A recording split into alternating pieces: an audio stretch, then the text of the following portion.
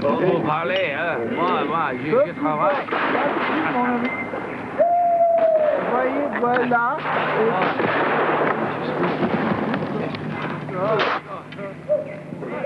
There was a legend that whoever drank from the skull of Nostradamus would inherit his incredible powers.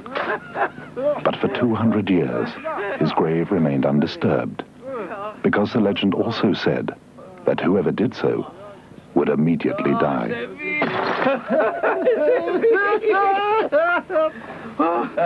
Et vous? Aussi?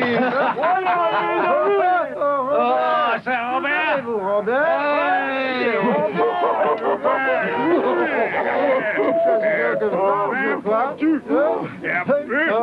One night, at the height of the French Revolution, 3 drunken soldiers set out to test the legend.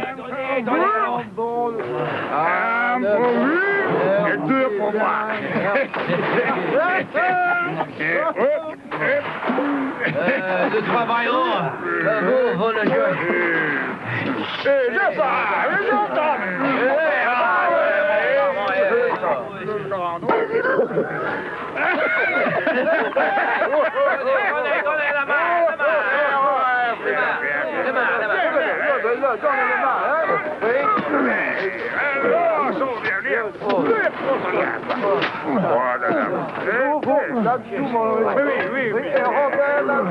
Et maintenant,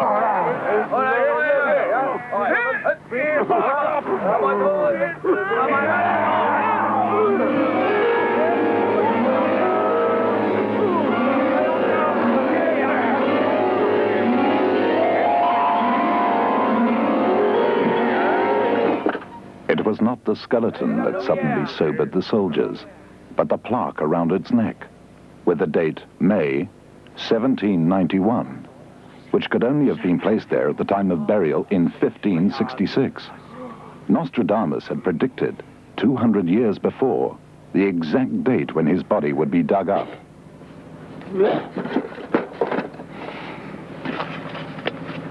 Nostradamus.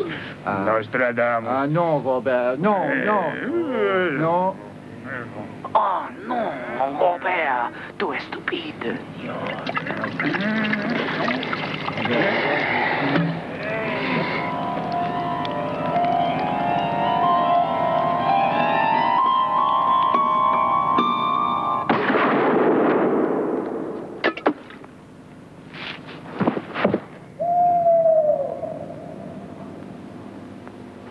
The shot that killed that soldier was fired from the riot of the surrounding revolution.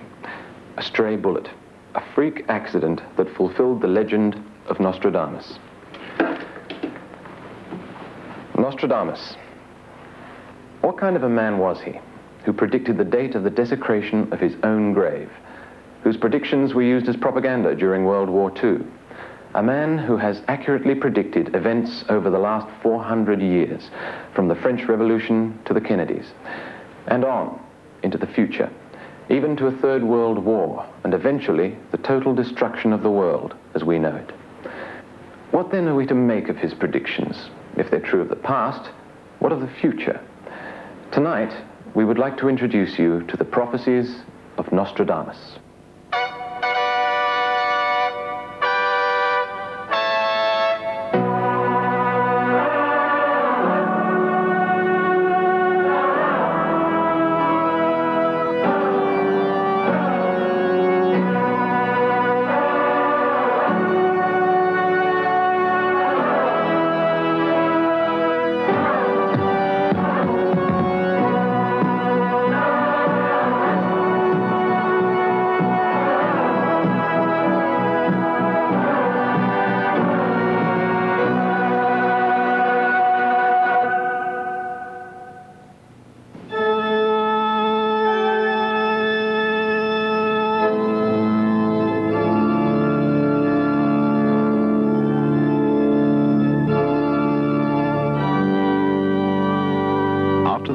Of his grave in 1791, the remains of Nostradamus were transferred and buried here in the wall of the church at Salon.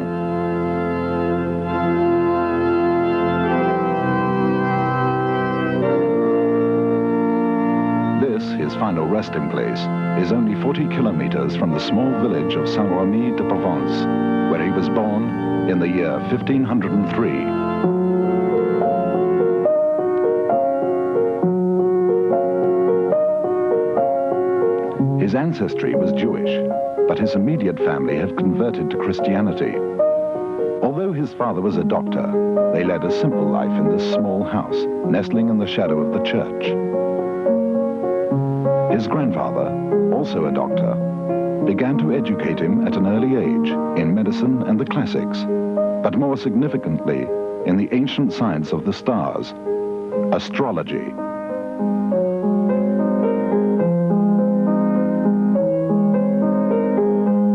With this rich heritage of learning behind him, Nostradamus moved to the world-famous university city of Montpellier, where he studied medicine at the academy. Here, he amazed his fellow students and teachers with his lectures on astrology. He expounded his theory that the Earth was round, revolving around the sun, 100 years before Galileo.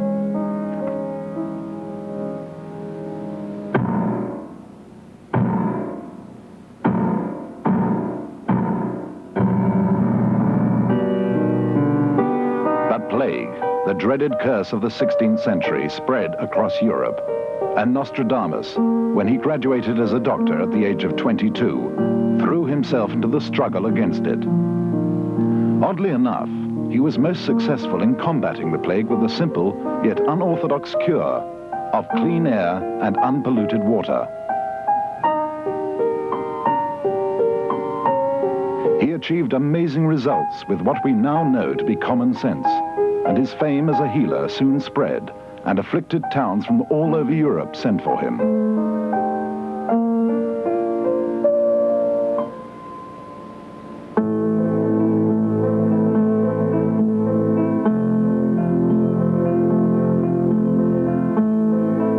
But his own wife and 2 daughters he could not save.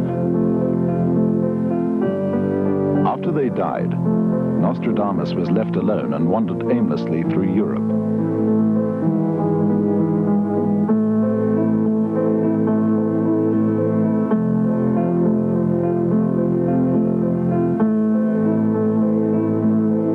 Although he continued to practice medicine, his attention turned more and more to the study of astrology and the occult.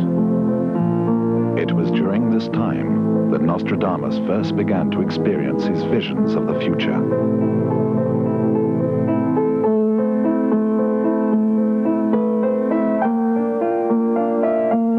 He returned to the south of France and settled here in the small town of Salon, where he remarried and made his permanent home.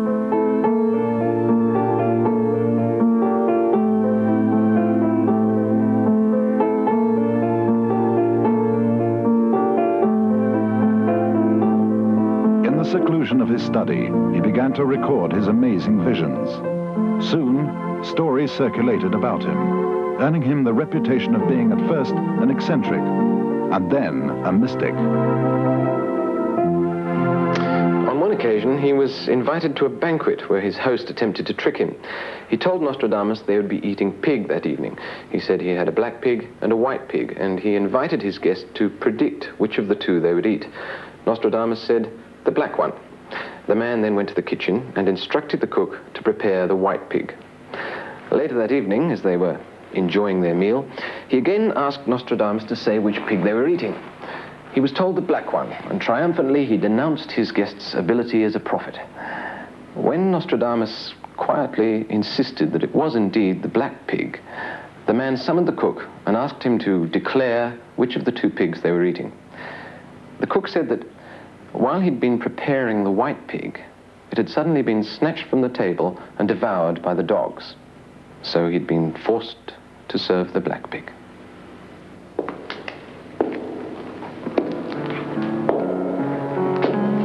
But Nostradamus had embarked on something more important than the entertainment of the nobility. In Salon, he set up an intensive study of what was now his life's major work.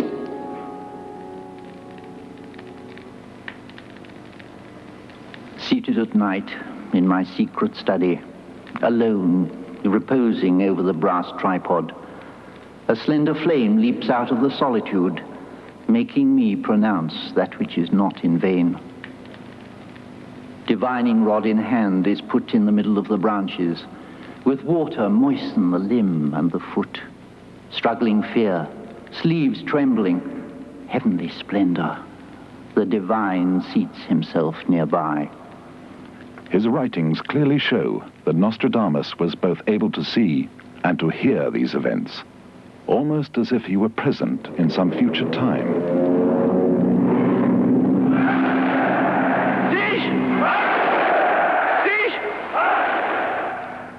Was this the work of God or of the devil? For this was the age of witchcraft.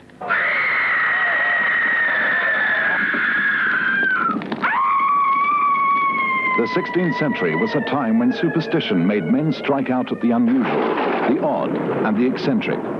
And countless innocent people were tried, convicted, and sentenced to horrible tortures and death.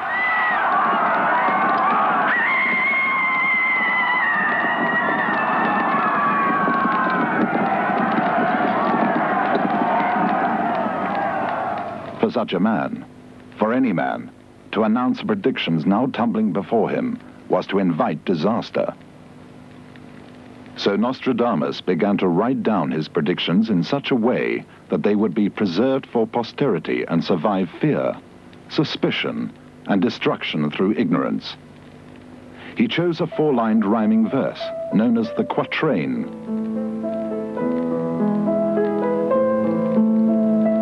Writing in his native French, he confused the verse with Latin, Greek, and even anagrams. So the truth would have to be unraveled, interpreted, and deciphered.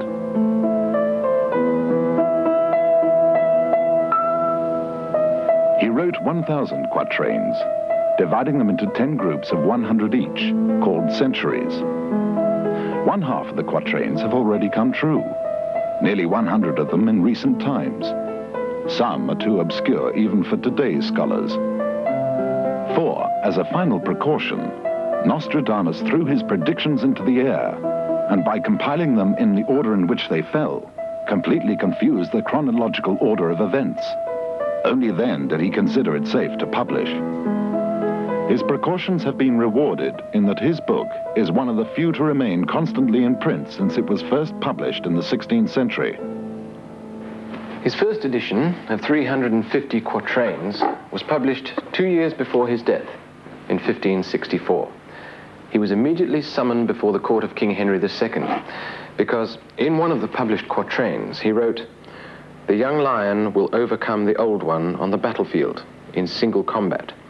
In a cage of gold his eyes will be put out, 2 wounds in one, then to die a cruel death."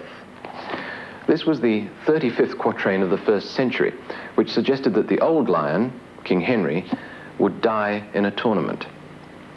The king said it was ridiculous, that he would never joust and would always protect himself against such a wound. Nostradamus replied that his predictions offered fates that could be avoided, destinies that could be diverted.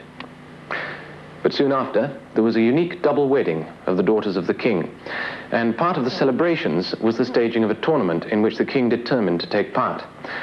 Reminded of the prophecy, he insisted that he would fight in single combat, but that he would wear a protective gold helmet.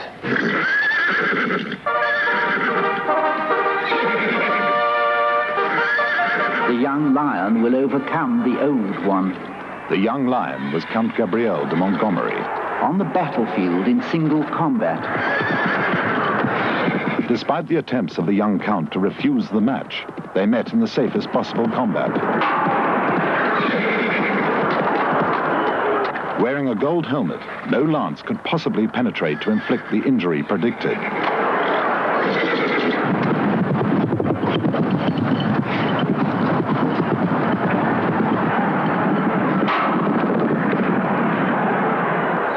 In a cage of gold, his eyes will be put out. As they came together, the lance of the young count hit the king's chest, splintered and jabbed up under the protective visor. 2 wounds in one. The splintered shaft penetrated through the eye and into the brain. and it took the king some 10 days to die, in terrible agony. Then to die a cruel death. The blood of the just shall be dry in London, burnt by the fire of 3 times 20 and 6.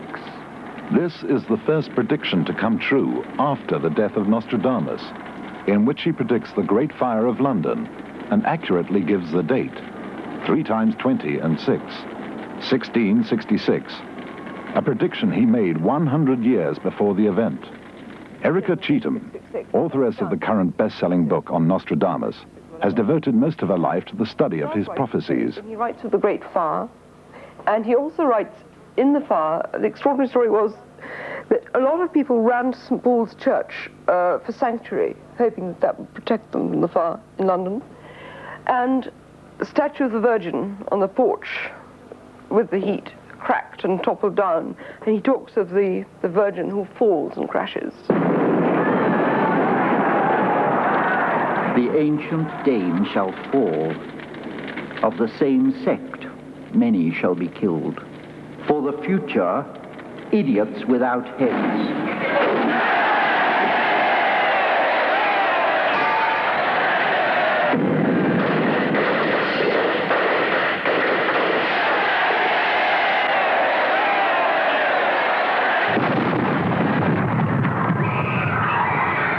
No doubt the event that distressed Nostradamus most, being French, was the revolution beginning in 1789. Despite the king, the coin will be brought lower.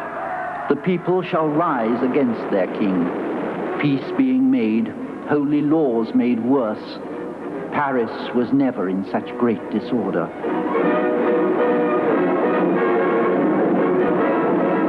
It must have caused him great pain to see the turmoil that was about to befall his beloved France. Yet, with amazing clarity, he predicted events about which he could have had no inkling. Charles Nielsen Gatty, author of They Saw Tomorrow, which includes many prophets, but concentrates strongly on the works of Nostradamus.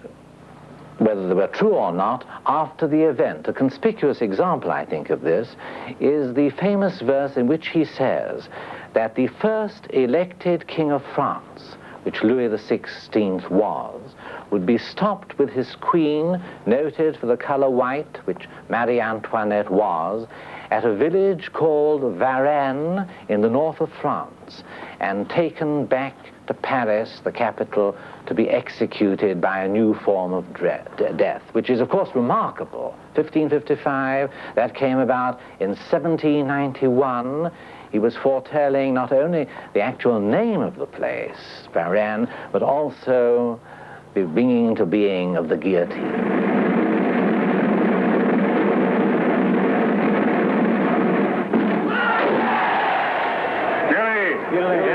Another example, the advent of the jury system. The reign taken, the king will conspire. The lady taken to death by those sworn by lot. Those sworn by a lot, a jury. The life of the queen's son will be denied, and the concubine suffers the same as the wife. The lady taken to death, Marie Antoinette, and the concubine, Madame de Barry.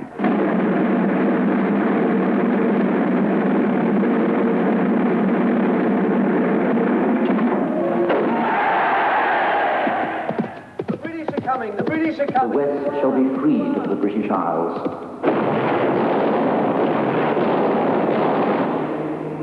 Nostradamus wrote about revolution in all countries. For example, the American War of Independence. The eldest sister of the Britannic Island shall be born 15 years before her brother, by what is promised her and by help of truth. She shall succeed in the kingdom of balance. The eldest sister of the Britannic Island shall be born 15 years before her brother. This remarkable prediction not only accurately suggests that America, the eldest sister, will achieve independence before France, her brother, but actually stipulates the gap of 15 years between the beginnings of the Republic in each country. America in 1776, France in 1791. Exactly 15 years. And he goes on.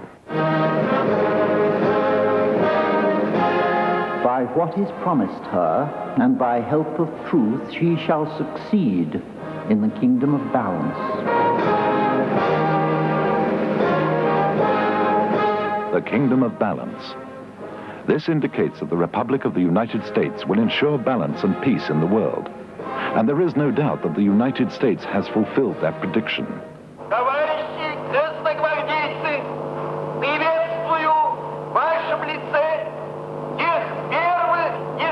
Comrade Red Guardsmen, I greet you as the first heroic volunteers of the Socialist Army, which is the basis of a strong revolutionary army, which will defend what we have achieved through revolution, our own Soviet power. Justice is on our side. Victory is certain. The Russian Revolution of 1917.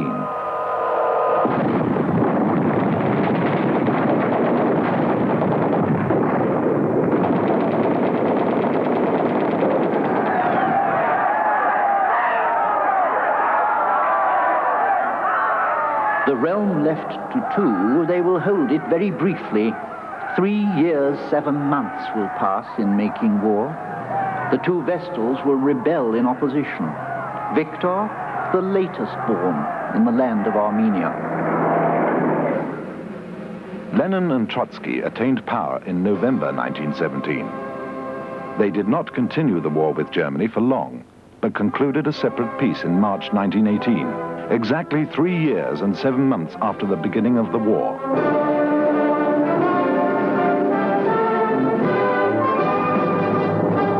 The two Vestals will rebel in opposition.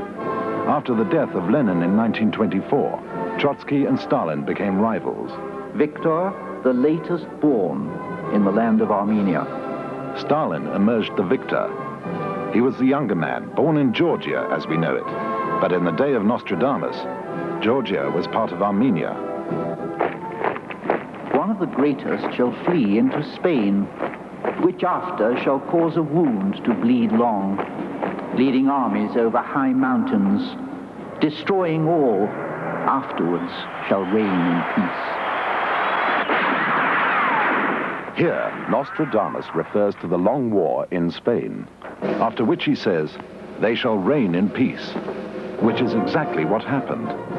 Because after the establishment of the Franco regime in 1938, Spain remained neutral during World War II. But he went even further. In another quatrain, he actually names Franco. From Spanish Franco shall come the assembly. The ambassador not pleased shall make a separation. Those of the Riviera shall be in the struggle and shall deny entry into the great Gulf. From Spanish Franco, Franco, Franco, Franco, Franco, Franco, Franco, Franco. But this is not the only real name Nostradamus wrote. In Century 1, Quatrain 25, he says, "The lost thing is discovered, hidden for many centuries. Pasteur will be celebrated as a demigod when the moon completes her great cycle."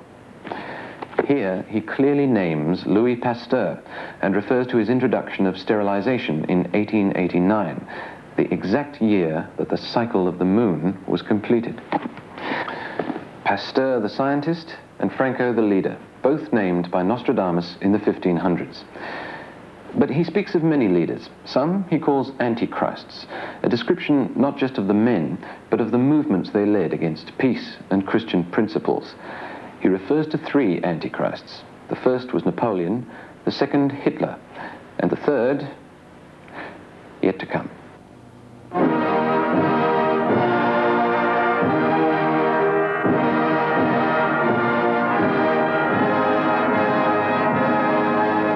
An emperor will be born near Italy, one who will cost his empire quite high a price. They will say that with such people as rally round him, he will be found less prince than butcher.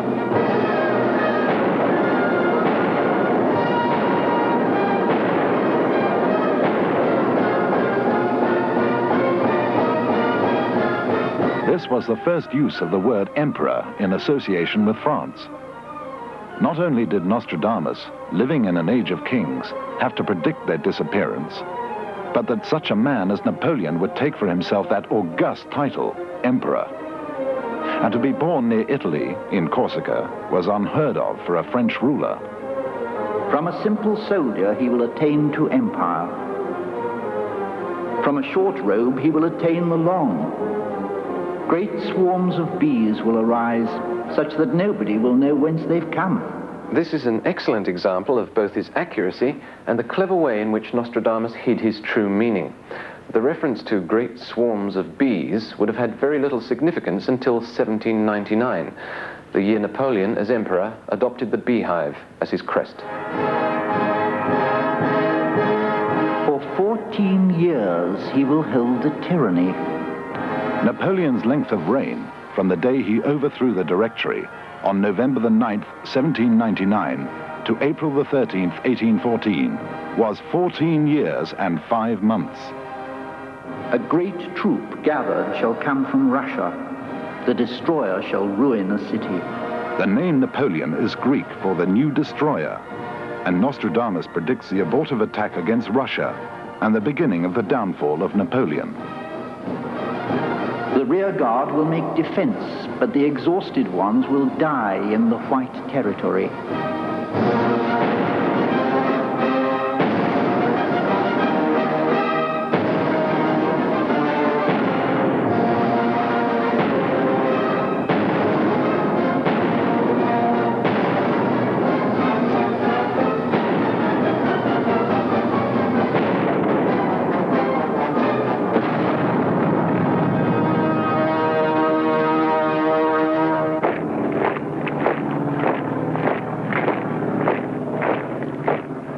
The deepest part of the west of Europe, from poor people, a young child shall be born who, with his tongue, shall seduce many people.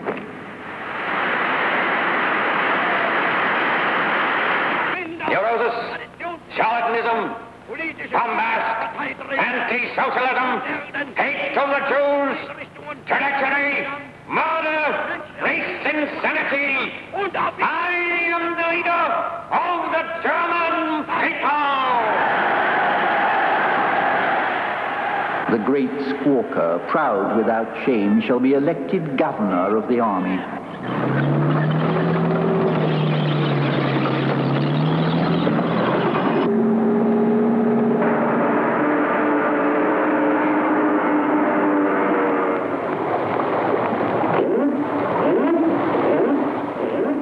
A captain of great Germany shall come to yield himself by false help to the King of Kings with the help of Hungary, so that his revolt shall cause great bloodshed.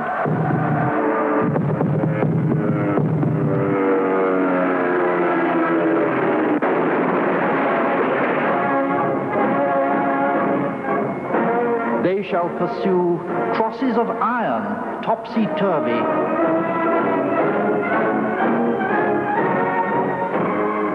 Under the feigned shadow of freeing people from slavery, he shall usurp the people and city for himself.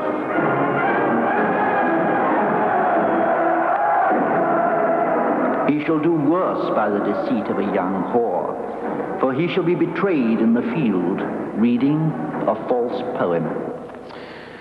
It reads like a Grimm's fairy tale, until you remember how hideously real it all was. In all of these quatrains, Nostradamus is accurately describing Hitler and the Third Reich. And yet there are 3 other quatrains which have caused some debate among the experts. They contain the word hister, H-I-S-T-E-R. Some commentators maintain that in these, Nostradamus is actually giving the name Hitler. They cannot be applied, I think, with any logic to any other person in history that we know to date, unless they're futuristic, and I'm quite wrong, they're Hitler. And the name Hitler next to them seems to me to be pretty conclusive. Liberty will not be regained. It will be occupied by a black, proud, villainous, and unjust man. When the matter of the Pope is opened by Hister, the Republic of Venice will be vexed. Well, there seems little doubt that Hitler is meant here, but the second quatrain is more difficult to interpret as Hitler, especially if we know that the word Hister is Latin for the river Danube. The 2 greatest ones of Asia and Africa will be said to have come from the Rhine and the Hister. Well, the Danube certainly does make more sense in this case, as suggested by the author of The Fate of the Nations, Mr. Arthur Priaditis. But it's clearly a reference to the river Danube. History is the Latin name of Danube. But both commentators can't be right. Or can they? Perhaps Nostradamus has actually thrown in a red herring. Perhaps two meanings are intended, for in the third quatrain, it's possible to see both viewpoints. Beasts ferocious from hunger will swim across rivers, the greater part from the fields against the Hister. In an iron cage, the great one will be dragged, when the German child will observe no law. Hitler or Danube, both work. So it's obvious that on this point, Nostradamus succeeded in confusing even our modern-day scholars. But despite his red herring, there's no doubt from the other quatrains that Nostradamus saw Hitler and described his atrocities with tragic accuracy.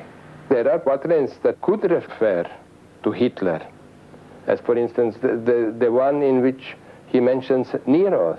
By the third premier, he evidently means the leader of the Third Reich, which was Hitler.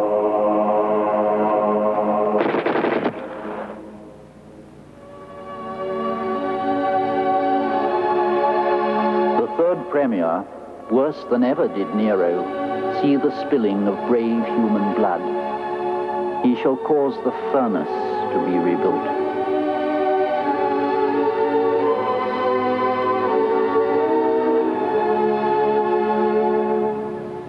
Brothers and sisters shall be slaves in various places.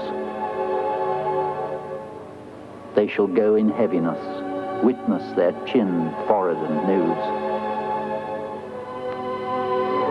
The bloody emperor by battle shall make a speech, and roast the tongue, the flesh, and the bones. They shall think to have seen the sun in the night, and the hog, half a man, shall be seen.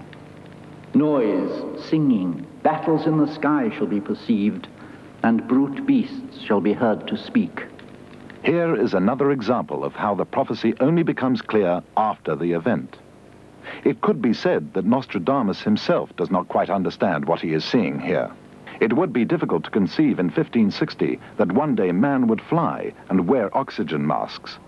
So he describes the vision: half hog, half a man. Take cover!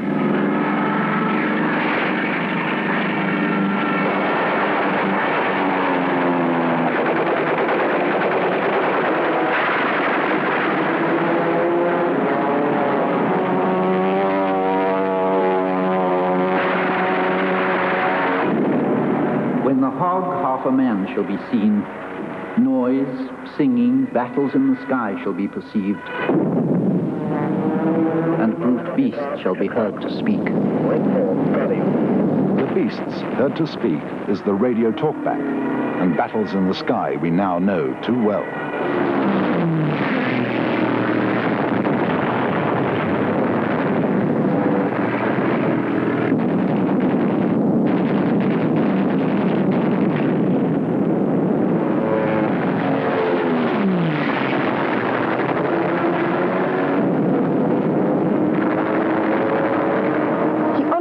Machinery in a very strange way. He understood aeroplanes, he understood flying in the air, he understood ships that went underwater full of men, and all these things, which was very, very strange. He was writing in 1555 odd, at the latest.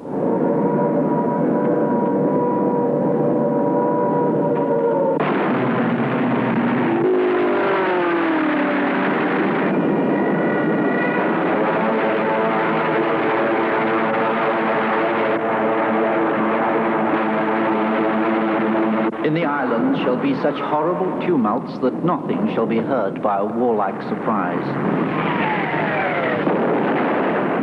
So great shall be the assault of the robbers that everyone shall shelter himself under the great line. Another hidden meaning. There's a remarkable verse in which he implies that the whole population of London will take refuge in the Great Line under the city, which of course is a very good description of the London Underground.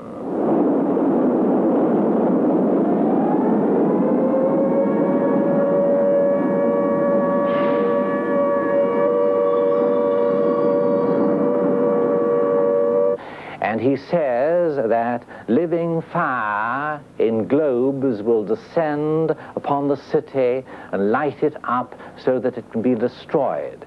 It seems almost as though he had an indication of what incendiaries would be like and what their use would be to light up the target for the bombers.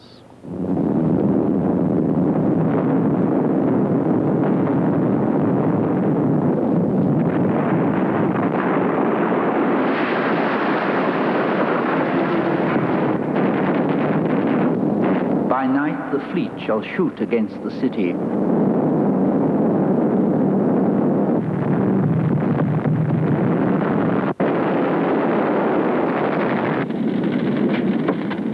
The city shall be on fire, the enemy shall be favorable to it.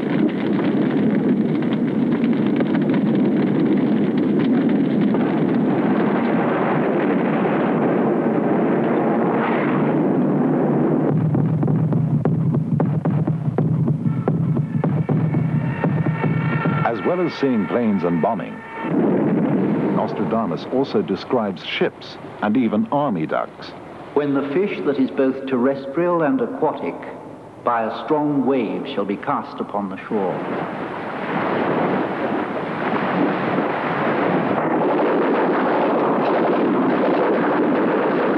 Nostradamus casts his net wide. There hardly seems an event not touched by his distant probe. He saw all aspects of war, but he also saw peace.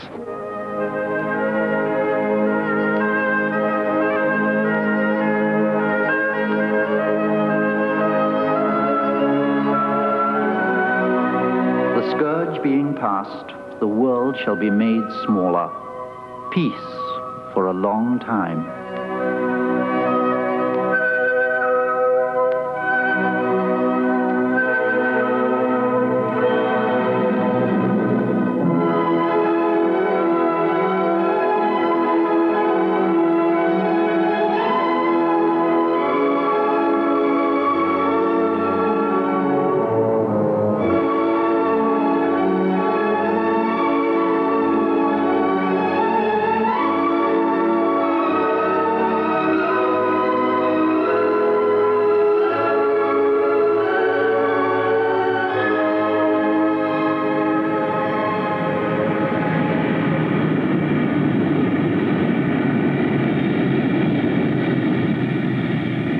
Everyone shall go safely by air, land, and sea.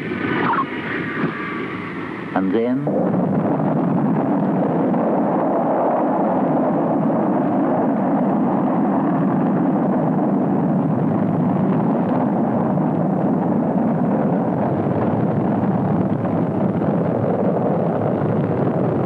he will come to take himself to the corner of Luna, where he will be taken and placed on a strange land.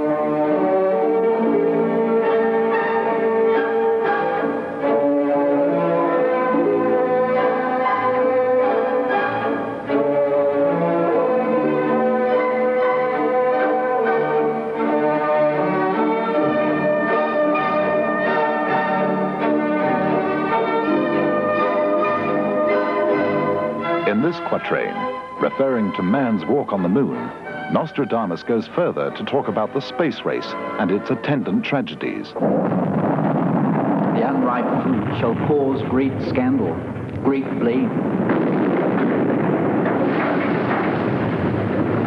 During the space race, both the Americans and the Russians lost lives in accidents, in many cases attributed to the rush to launch men into space prematurely. As Nostradamus so aptly puts it, the unripe fruit.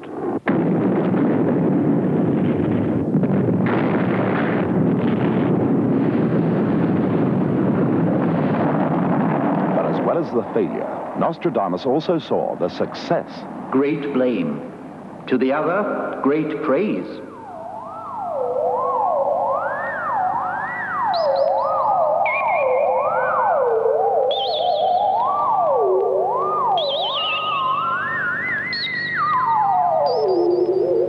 What vision? What prophecy? Not only to see the future as played out on Earth, but also in space. some 400 years before the event. I, John Fitzgerald Kennedy, do solemnly swear that you will faithfully execute the office of President of the United States. that I will faithfully execute the office of President of the United States. John F. Kennedy, one of the greatest political figures of our time. Ask not what your country can do for you. Ask what you can do for your country. President and victim of the assassin's bullet, all predicted by Nostradamus. The great man falls by lightning in the day, an evil foretold by the postulant one.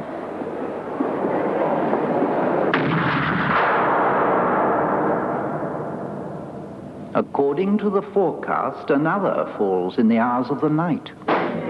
Here we have the assassinations of Robert and John Kennedy, both predicted in the one quatrain. Also the suggestion that a modern-day prophet would predict the event and try to warn the men. An evil foretold by the postulant one.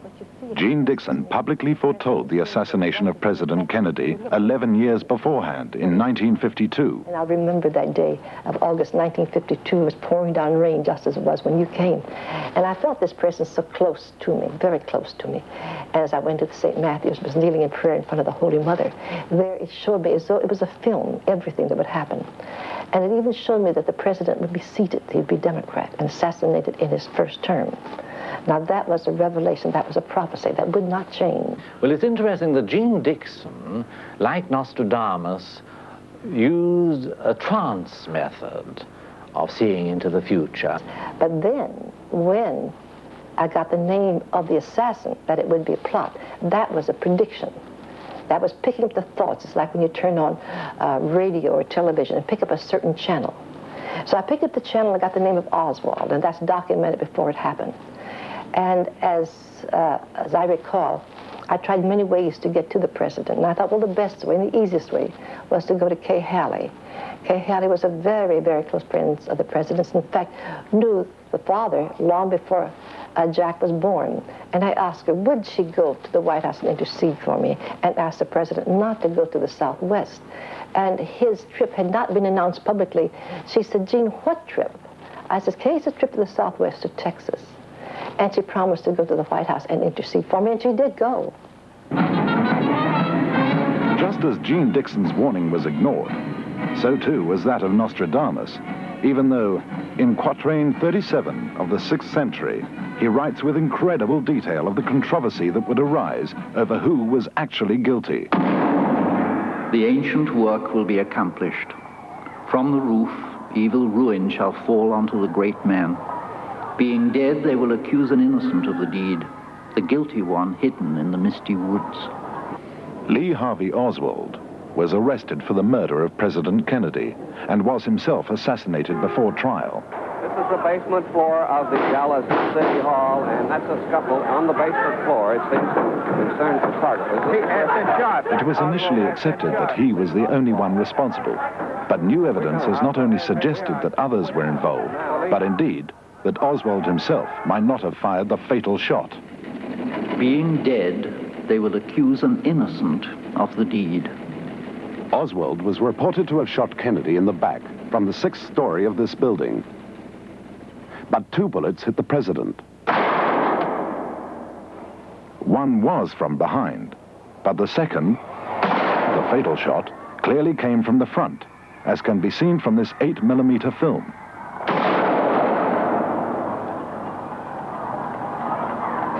The only possible position for an assassin to be concealed in front of the car at that moment was this clump of bushes known as the grassy knoll. It is believed that this film actually shows the outline of a man and a rifle, here arrowed, concealed in the bushes. And Nostradamus says, the guilty one hidden in the misty woods. Much controversy still surrounds the now infamous Warren Report. Accusations of guilt have come from all levels, and many strange events have occurred since. Many questions have remained unanswered, but the one thing that does seem certain is that Nostradamus obviously had an incredible insight into what really happened.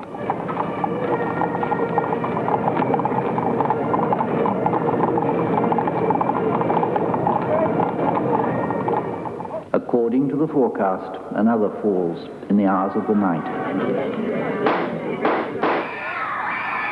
Robert Kennedy was assassinated on the night of June the 5th, 1968. And here again, Nostradamus refers to a warning of the event. And I was asked, would Robert Kennedy win the election? Will he be our next president?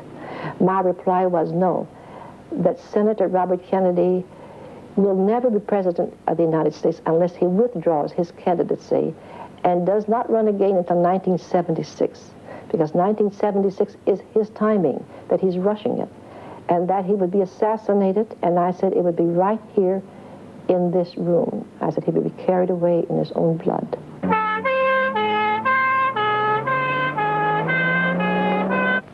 We saw wrong and tried to right it, saw suffering and tried to heal it, saw war and tried to stop it.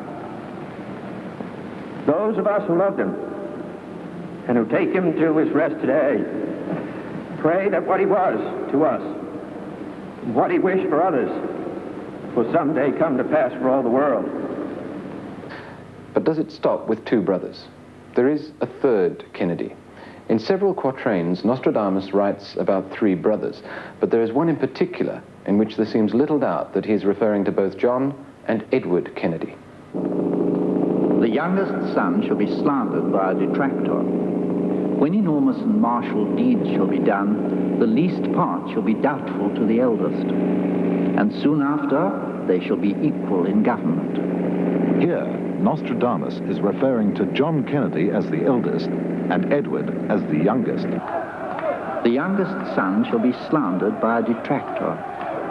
Senator Edward Kennedy was placed in a very embarrassing and slanderous position over the drowning of Mary Jo Kopechne in July 1969. There were several developments in the Kennedy accident today. Among them, Police Chief Dominic Arena asked the district court to file a complaint against the senator, charging him with leaving the scene of an accident and failing to report it within a reasonable time. According to a statement given to police by Kennedy, he was heading for a ferry to the mainland with Mary Jo Kopechne, a former secretary to the late Robert Kennedy, and she was a passenger. Kennedy said he took the wrong turn, and his car went off a narrow bridge into 8 feet of water. Kennedy managed to escape, but Miss Kopechne drowned. According to police, 8 hours elapsed from the time of the accident until he showed up at the police station to report it.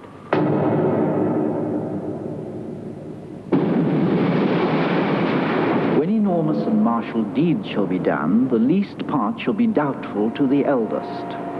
Many people were very doubtful of President John Kennedy's stand in the Cuban crisis, and particularly over the infamous Bay of Pigs incident. En Guantánamo, son descarados.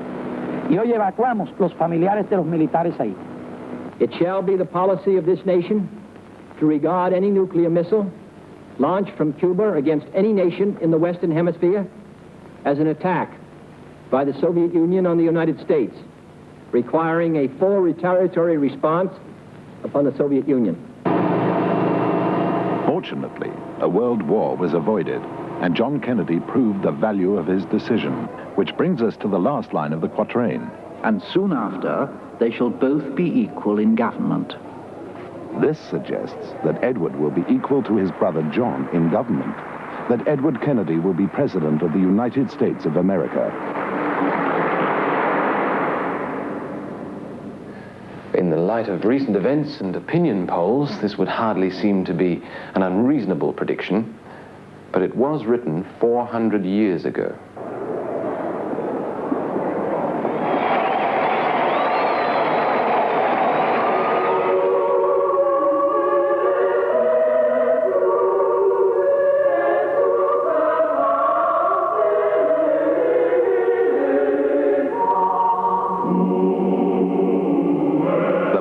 And the Catholic Church play a prominent part in the writings of Nostradamus, and there is no doubt that he makes a great appearance of being a devout believer. But there is a counter-suggestion that he was, in fact, masquerading as a Catholic to avoid the persecution and bigotry of the times. I think a lot of this was done to placate the authorities and allow the book to be published, because you must remember that in long before the book came out, in 1540-odd, he made a remark at some dinner party that he was attending, and he was then chased by the Inquisition and asked to attend them at Toulouse for, in fact, a summary trial. He then ran to Italy and stayed there for 10 years till it calmed down. And once you were wanted by the Inquisition, you didn't take that thing like that lightly. Doris Collins, noted English medium, claims to have actually made contact with Nostradamus, who said on this matter, I was born a Jew. And although I changed my religion, it did not alter the fact that I was born a Jew. Well, it's a debatable point about which we may never be sure. But there's little doubt over his predictions concerning the Catholic Church in general. In fact, there were quite a few of them, and had they been easier to interpret, Nostradamus would have run headlong into the trouble he took such pains to avoid. Through the death of the very old Pope will be elected a Roman of good age. It will be said of him that he dishonors the Holy Seat, but he will hold it long and with fierce courage. the very old Pope could be Pius XI, who died at the age of 82 years. His successor to the throne in 1939 was Pius XII. A Roman of good age. Pius XII was 63 when elected. The reference made by Nostradamus to his dishonoring the Holy Seat may suggest the opinion of many that the Pope's association with Mussolini and Hitler during World War II, when he did not stand against the Nazi atrocities, brought the papacy into disrepute. But he will hold it long and with fierce courage. But after the war, the reputation of Pius was restored by his leadership and his long reign. From 1939 to 1958, a total of 19 years. 19 years, one of the longest reigns in church history. In stark contrast, we recently had a pope whose reign was among the shortest. That was Pope John Paul I, a reign of only 3 weeks. His sudden, unexpected death was not only a great shock to the church and the world, but a source of mystery, controversy, and speculation. Although it was officially announced that the Pope had died a natural death, several questions have been raised. Questions which could relate directly to one of the quatrains, in which Nostradamus states that a Pope will meet with an untimely end. At this point, we must stress that this program is concerned with merely bringing together the evidence of the experts and does not take a stand on its validity or otherwise. We recognize that much of this may bring discomfort to some people and perhaps disturb others, but we are dealing with prophecy, and it should be viewed as such. It is ultimately up to you whether or not you believe it. For we now have a quatrain which says that a pope will be poisoned, and it's quite possible that Nostradamus is referring to Pope John Paul I. When the tomb of the great Roman is found, a pope will be elected the next day. He will not be approved of by the Senate, poisoned, his blood in the sacred chalice. The tomb of St. Peter was finally consecrated in St. Peter's Basilica during the reign of Paul VI.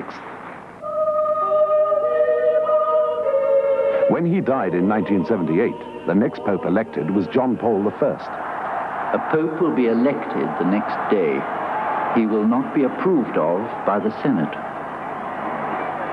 The head of the world's most powerful church, new to his office, has turned out to be quite a different man from what his electors imagined. He has shown himself to be conservative, staunchly and outspokenly anti-communist, and seems prepared to impose much more discipline on his clergy. One night, he meets a series of cardinals, dines with 2 others, and sees 2 more before retiring. The following morning, he is found dead in his bed. The brief official announcement says he died of a heart attack. As far as anyone knows, he had been in perfect health. There is no autopsy. Church rules imply that there should not be. And the city's 2 most prominent embalmers are quickly whisked by limousine to the bedside to perform their task, obliterating forever the cause of death and leaving the question of who done it buried in the Byzantine workings of the church. There were rumors he was not found at the right time and people should look to him, he was dead in his bed. Well, Nostradamus says that he was poisoned because the cardinals decided they had made the wrong choice and wanted another person in their place. That's quite a statement. It's quite a statement. I appreciate it. If your life a lawyers have to cut it out, that's fair enough. But that is in the prophecies quite genuinely. He that shall be covered with a great cloak shall be induced to commit some great act. The 12 red ones shall soil the tablecloth. Under murder, murder shall be committed. The 12 red ones. We know that Pope John Paul dined with cardinals on the night of his death. But according to Nostradamus, John Paul I is not the only modern-day pope to have a short reign. In another quatrain, he suggests that other future popes will reign only for short periods. After the sea has been held 17 years, 5 shall change within the same period of time. The suggestion here is quite simple and straightforward. It means that during a period of 17 years, we will have 5 different popes. But when will this occur? Well, history shows us that since the time of Nostradamus, we haven't had 5 popes in 17 years, so we must look to recent times to see if they fulfill the conditions. Pius XII reigned for 19 years. Perhaps he is a starting point, even though his reign was 2 years longer than Nostradamus stipulated. Of course, it must in all fairness be pointed out that to be 2 years out after 400 years seems a reasonable error. However, as Pius XII was succeeded by John the 23rd for 5 years and Paul VI for 15 years, this cannot be right, because the reigns of these 2 popes alone totals 20 years. So our pope of 17 years cannot be Pius XII. But perhaps it could be Paul VI. His reign was 15 years, again an error of 2, as pointed out before. But before we investigate this, we must first turn to another prophet who lived before Nostradamus and who wrote exclusively about the popes. His name was Malachi. Saint Malachi, an Irish bishop of the 12th century, devoted his visionary powers to the future of the Roman popes. He predicted 112 popes from the year 1143, using symbolic and characteristic titles to describe each pope. According to St. Malachi, our present Pope, John Paul II, is Pope number 110. Pope 111 is described as Olive's Glory, and Pope number 112, Peter the Roman, the last of St. Malachi's popes. He writes, "During the last persecution of the Holy Roman Church will reign Peter the Roman, who will tend his sheep amidst numerous tribulations. These having passed, the city of 7 hills will be destroyed, and the stern judge will judge his people." Now we have a chance to look into the future of the Catholic Church and Rome.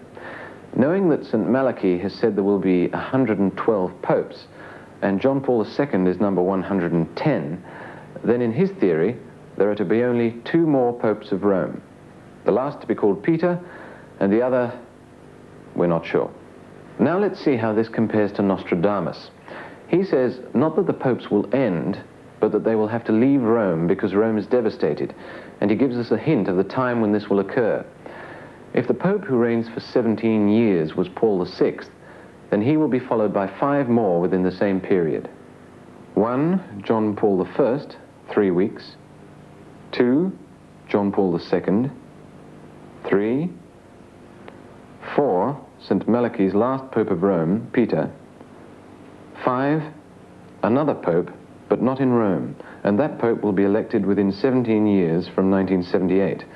That is, by the year 1995. I quote Century 3, Quatrain 84. "The great city will soon be quite deserted. Not a single one of the inhabitants will remain. Wall 6, church and the Virgin ravished." And in Century 2, Quatrain 41, he writes, "The cloud will make the sun appear double." Witnesses to an atomic explosion have described the blast as appearing like a second sun. The large mastiff, the dogs of war, will howl all night when the great pontiff changes his abode. These 2 quatrains clearly describe the destruction of Rome, probably by a nuclear blast. And if we refer to the figures acquired earlier, it seems safe to assume that sometime before the year 1995, the Pope will have to leave Rome because the great city is devastated by an atomic bomb.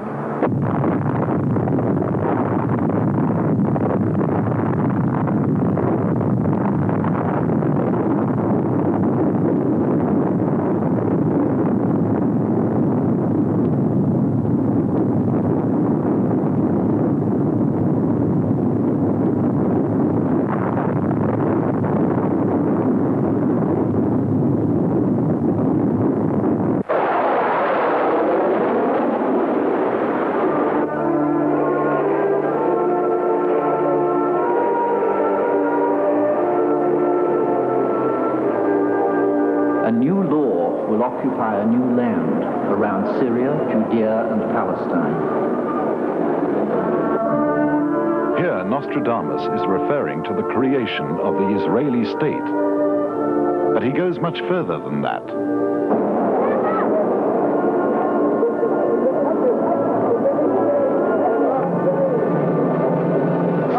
The great barbarian empire will crumble before the century of the sun is finished. Israel will be victors in this long-running war, and it will be finished by the end of the century of the sun, the name given to the 20th century. No more wars, peace, real peace, and forever. Another striking quatrain relevant to our times.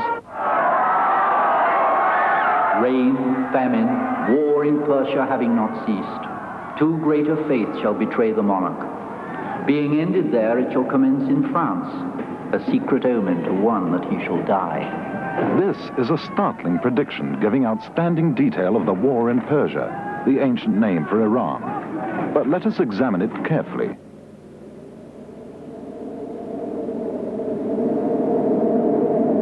Two greater faiths shall betray the monarch.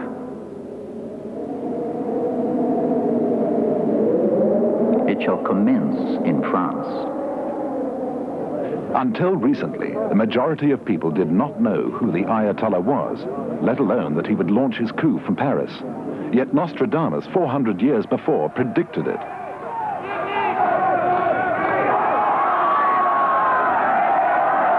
Within weeks of leaving Paris, the Ayatollah had completed a total political and cultural revolution in Iran. All too much? Let's pause a moment. This is the year 1979, and we've just examined 400 years of history in the light of the prophecies of Nostradamus. Now, we're dealing with the present and the future, which brings us to what, for us, is the essence of the mystery. How accurate is he? Can we dismiss this as just another fad, or is there some credibility? If we believe what he said about our past, then there's a fair chance that what he said about our future is true also. And if that's the case, then we must listen very carefully. For Nostradamus, as he said, provides us with a warning. He does give us this hope. We can change our destiny, but we must heed the warning and act accordingly. For if we ignore it, we may not be around to remember how accurate he was. So now, the future. What does Nostradamus tell us will happen? Essentially, the prediction is war. A third world war that will be nuclear and far worse than all other wars put together.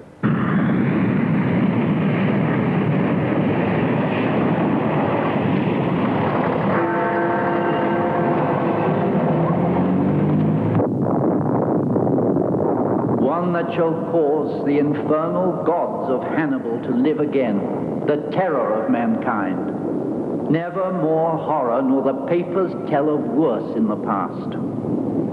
And in the last era, all the kingdoms of Christianity, and also all unbelievers, shall quake for the space of years, and there shall be more grievous wars and battles.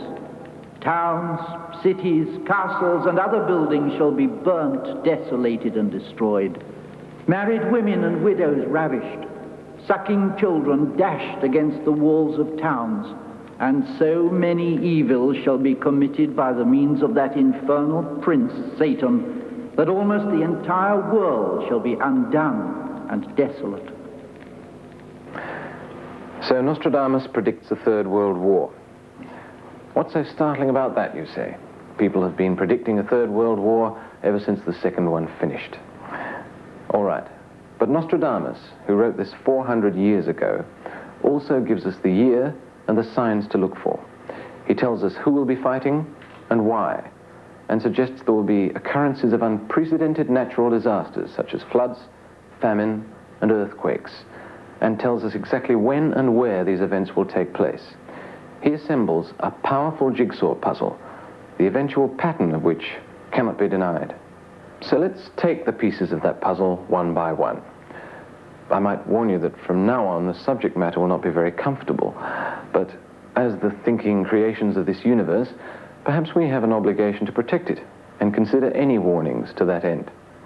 Remember, these warnings are not the opinions of the producers of this program, but interpretations of Nostradamus, based on facts available today. If we are to have a war, we must ask ourselves 5 questions. When? Where? Who will be fighting? How long will it last? And who will survive? First we ask when, and although there are several hints left by Nostradamus, there are 2 which are quite clear and must be considered side by side. One, it could be as early as 1981, and the other stating quite clearly that the war will be well underway by 1999. In the year 1999 and 7 months, from the sky will come the great king of terror. He will bring back to life the great king of the Mongols. Before and after, war reigns happily. Our second quatrain is unanimously understood as an Arab invasion of Europe, and the date, although obscure, can be determined by means of astrology. The king enters Europe wearing a blue turban. He will reign for less than a revolution of Saturn. The king with a white turban, his heart banished to Byzantium. Sun, Mars, and Mercury near Aquarius. These regular conjunctions can be predicted, and they do occur very regularly, but they don't occur frequently. The Sun, Mars, Mercury, and Aquarius will be together in 1981 in February. Actually, on the 4th of February, the moon will be passing in front of the sun. We'll get an eclipse of the sun. So we have a time. It could be as early as 1981, and in the specific words of Nostradamus, it's already underway by 1999. That one quatrain suggests that it will be less than 29 years in duration, and also gives a hint of who will be fighting. To have a war, you must have aggression. Where will it come from? Russia? China? The West?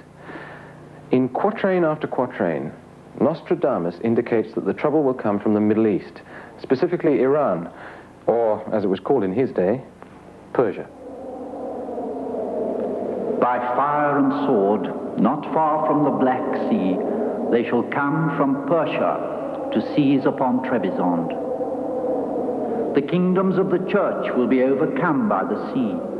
Towards Persia, very near 1 million.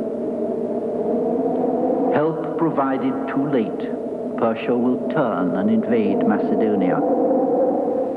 France by neglect shall be assaulted by 5 sides. Tunis and Algiers shall be stirred by the Persians. There are too many references to ignore the suggestion that the Middle East will play a central role in the trouble to come. And yet, is this a realistic possibility? After all, Nostradamus was talking about a time which may be only 2 years away. Could Persia, or Iran as we know it, cause a 3rd World War? To answer this, let's turn to what we know of Iran today and the revival of Islam throughout the world.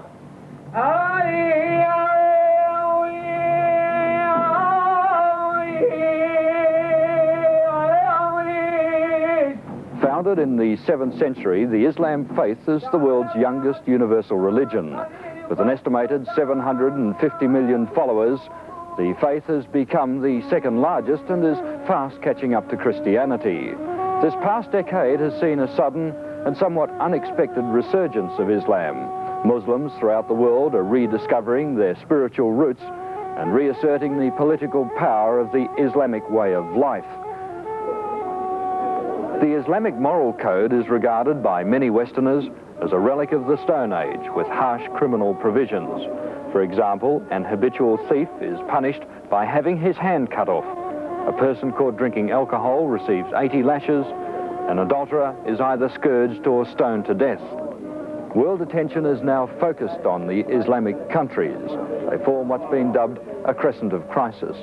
Now that crescent straddles the crossroads of 3 continents, stretching in an arc from southern Africa through the Middle East to Southeast Asia. More than 20 countries in this region are exclusively Islamic, Muslims make up between 50 and 90% of the populations of another 8 countries, and in varying degrees up to 50% in yet a further 35 countries. Interestingly, the Soviet Union, with 50 million Muslims, has the world's 5th largest Islamic population after India, Indonesia, Pakistan and Bangladesh. Communist China also has a large Muslim community in its southern region, estimated at just under 18 million people. The Crescent of Crisis, as the name implies, contains most of the world's trouble spots. It also contains most of the world's known oil deposits, a vital factor with the energy problems now being felt by most industrialized nations, both communist and non-communist.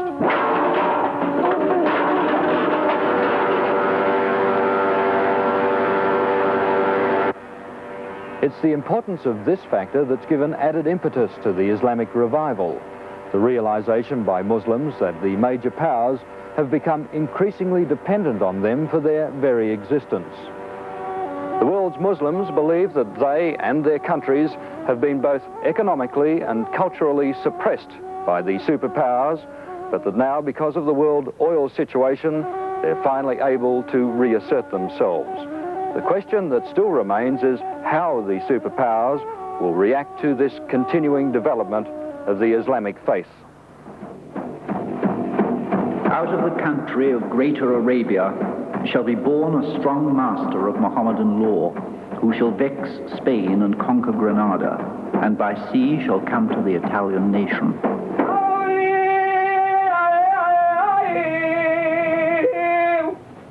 So now we must consider that Islam, or the Muslim nations, could pose a major threat politically and economically to world peace.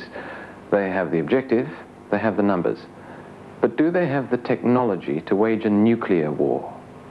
We're fairly confident that none of the Muslim countries as yet possess any nuclear weapons. Dr. Donald Brennan, director of the Hudson Institute in New York, is advisor to the American government on international power play and nuclear armaments.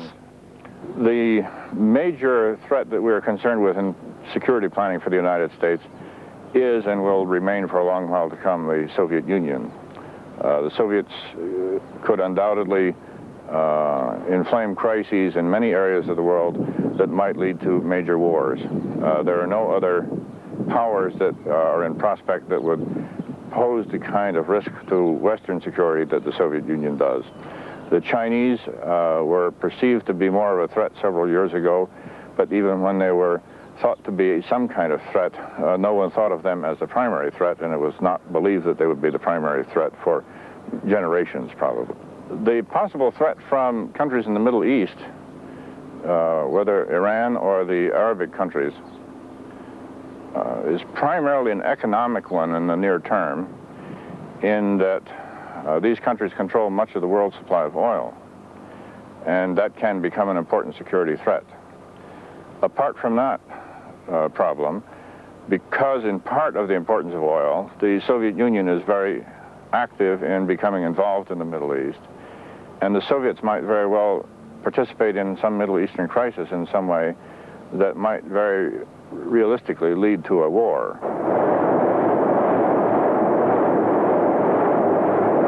A combination of Islamic manpower with Russia's nuclear capacity. It could prove disastrous to the West, and as Dr. Brennan suggested, such a combination is quite possible.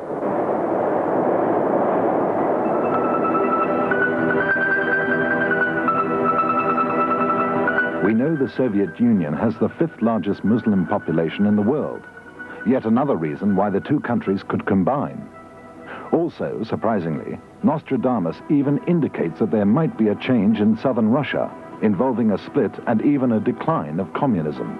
The Moorish law will be seen to fail, followed by another that is more pleasing. Boris Danes will be the first to give way through gifts and tongues to another more appealing.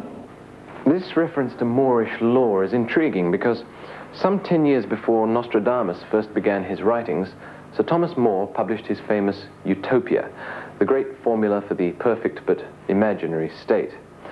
Obviously, Nostradamus would be familiar with the work, but what is intriguing is that he should predict that the Utopia, More's law, would become the basis for a new and revolutionary system of government in the 20th century, communism.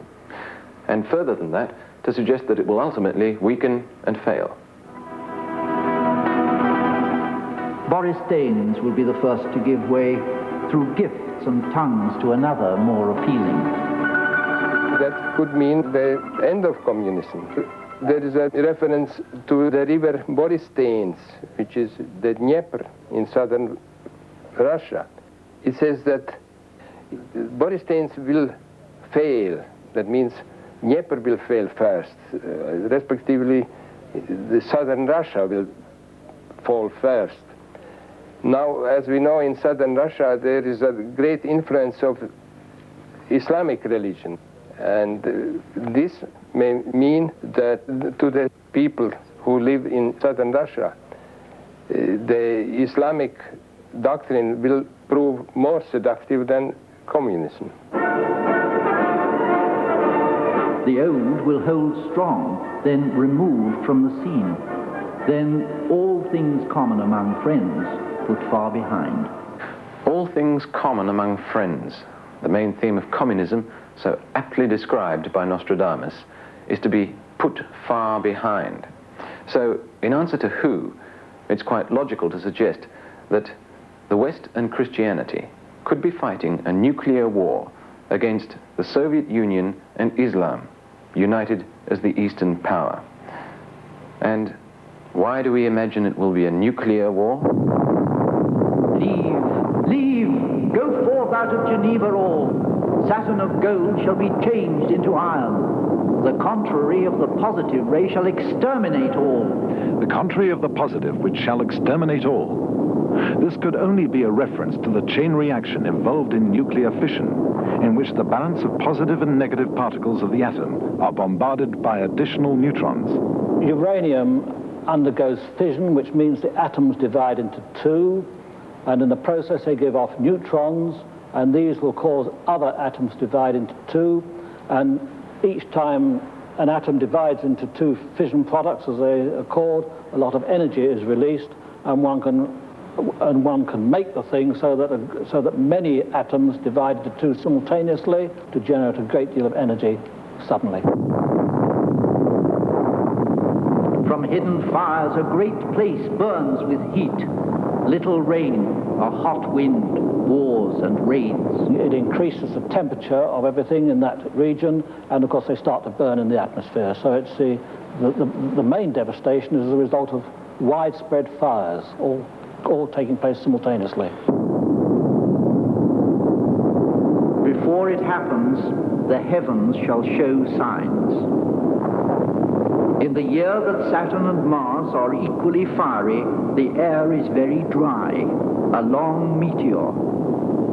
Nostradamus clearly suggests here that there will be signs in the sky and warnings, a long meteor. Of people and beasts shall be a horrible destruction. Blood, thirst, famine, when the comet shall run. Well, Halley's Comet is the most spectacular of the comets. It's a very big comet, and it's due in 1986.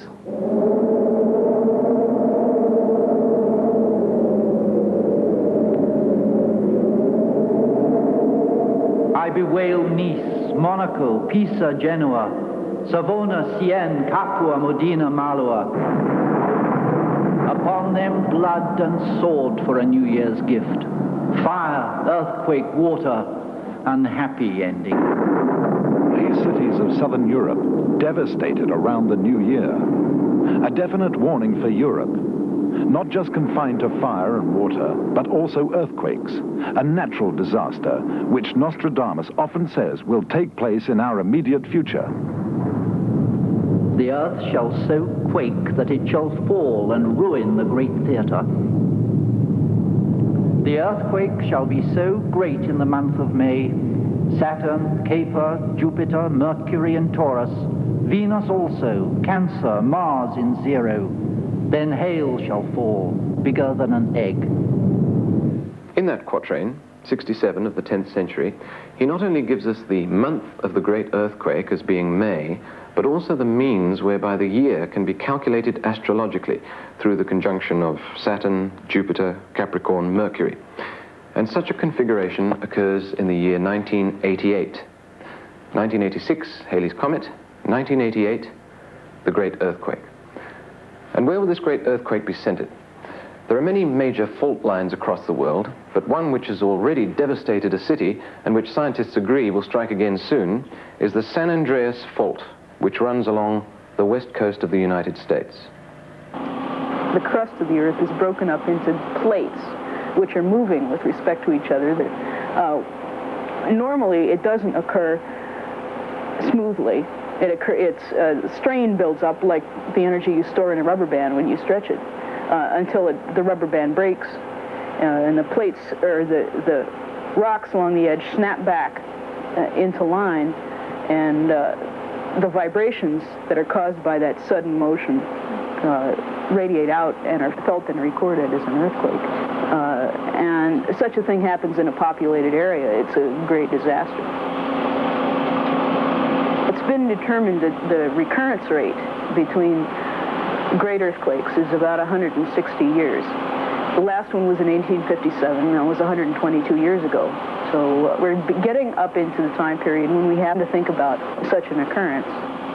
The San Andreas Fault comes up from the Mexican border and goes up past San Francisco, very close to San Francisco, and on up to the north. There was one of about magnitude 8 in 1906 that destroyed San Francisco.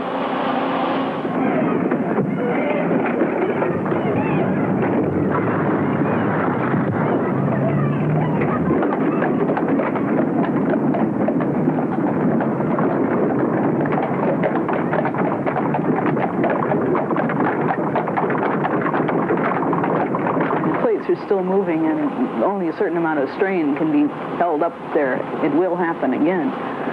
Hopefully the buildings that are built there now can stand up to it better than the buildings that were there in 1906. Fire from the center of the earth shall make an earthquake of the new city.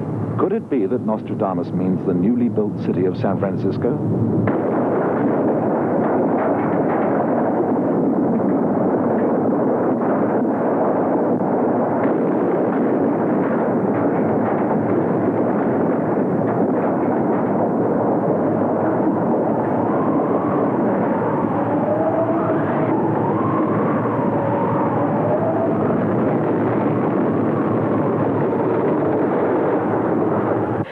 Convinced that America will be shaken by an earthquake, and he even says it will go as far north as to shake New York. I don't think New York will fall down, but the effects will be so tremendous, and this earthquake he repeats again and again and again. And further to that devastation, there is famine. The great famine do I see drawing near, turning from one way to another, and then becoming universal, so great and long, that they shall come to pluck the root from the wood and the child from the breast. A famine so bad that it leads to cannibalism. The bushel of wheat shall rise so high that man shall be a man-eater. Up until now, we've taken examples of quatrains and explained them and analyzed them. Now, we ask you just to listen to what Nostradamus has to say about the devastation of a nuclear war, a third world war. His description is so vivid, it needs no interpretation.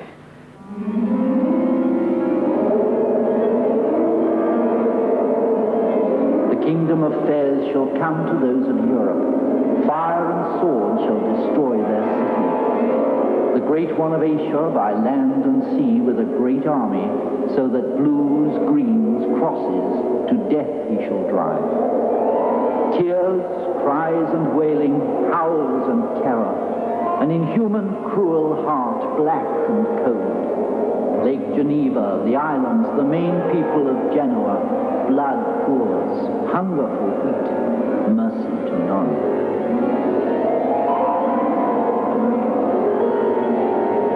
The Arab prince, Mars, Saul, Venus, Leo, the kingdoms of the church will be overcome by the sea. Towards Persia, very near 1 million.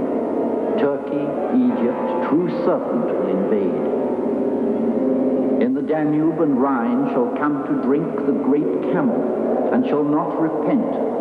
The Rhone shall tremble, and more those of Loire, and near the Alps the cock shall ruin him. From the Black Sea and the great Tartaria, a king shall come to see France. He shall go through Aramea and Armenia, and shall leave a bloody rod in Constantinople. At the 48th degree of the climacteric, the end of Cancer, there is a very great drought. Fish in the sea, river and the lake boiled hectic, Béarn and Bigorre in distress from fire in the sky. If France, you cross the Ligurian Sea, you will find yourself besieged among islands and sea. Mohammed against you, more so the Adriatic. You will gnaw the bones of horses and asses. The fleet is wrecked near the Adriatic Sea. The earth trembles, pushed into the air and falls again. Egypt trembles, Mohammedans increase, and the herald is sent to call out for surrender. So the devastation spreads across Europe, and even into Egypt and Constantinople. But it does not stop there. The United States is also involved, as we can see from a quatrain which many experts agree refers to New York as the new city.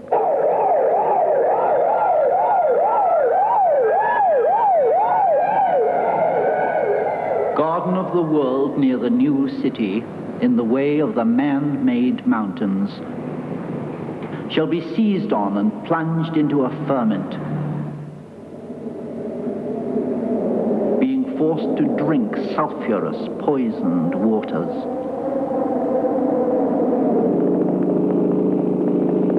The man-made mountains, an obvious description of modern skyscrapers. Further to that is the reference to the fire in the 45th degree latitude, which is very close to the position of New York City. The sky will burn at 45 degrees. Fire approaches the great new city. Immediately, a huge scattered flame leaps up.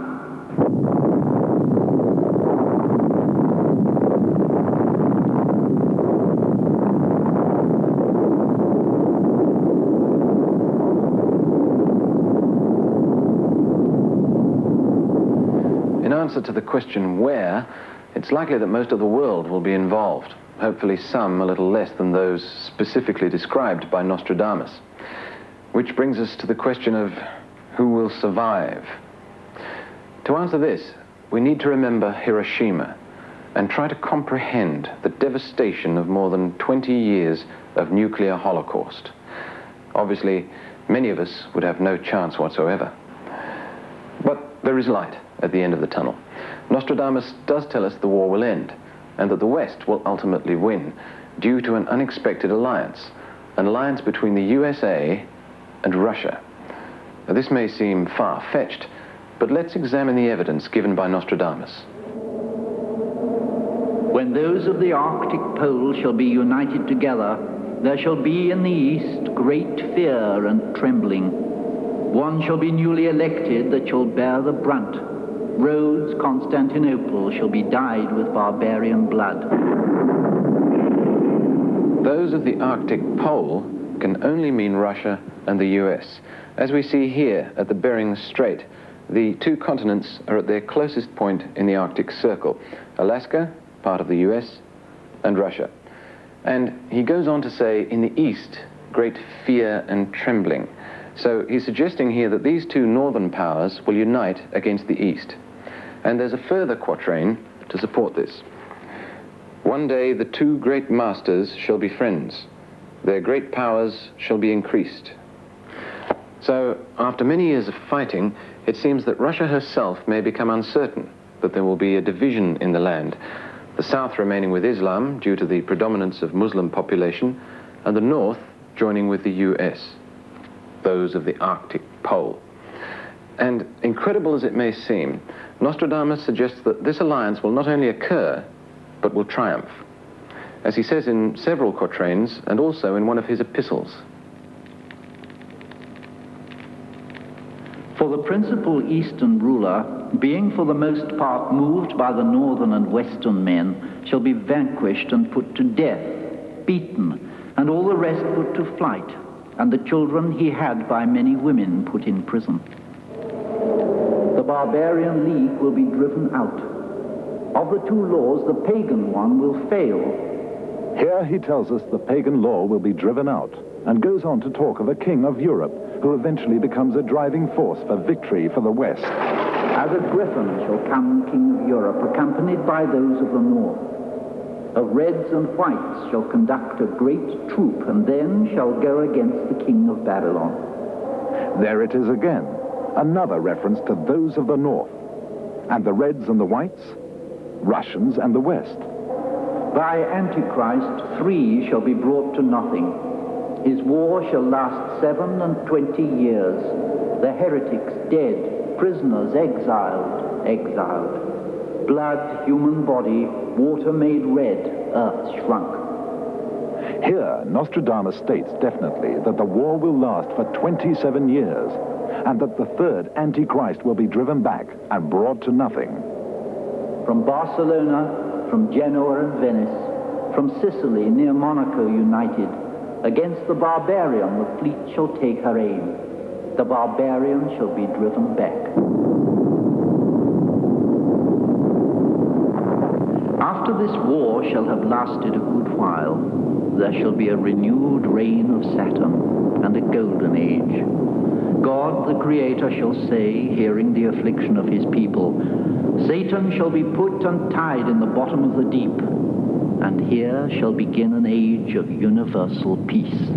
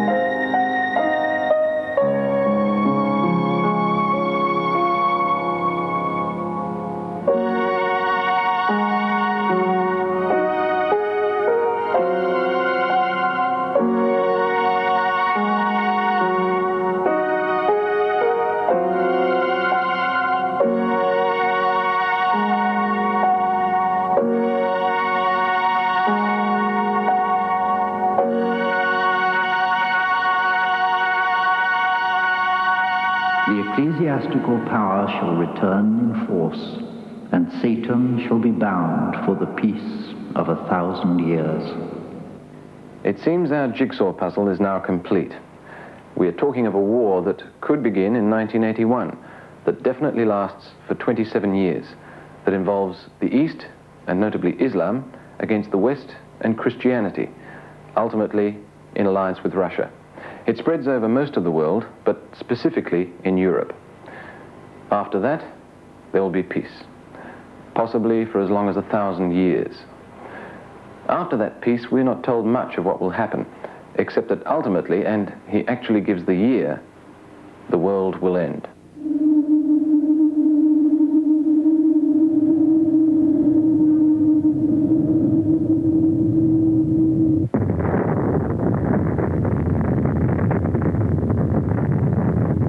The year 3797. Scare tactics, common sense, or amazing guesswork? Who knows? Nostradamus didn't tell us very much more.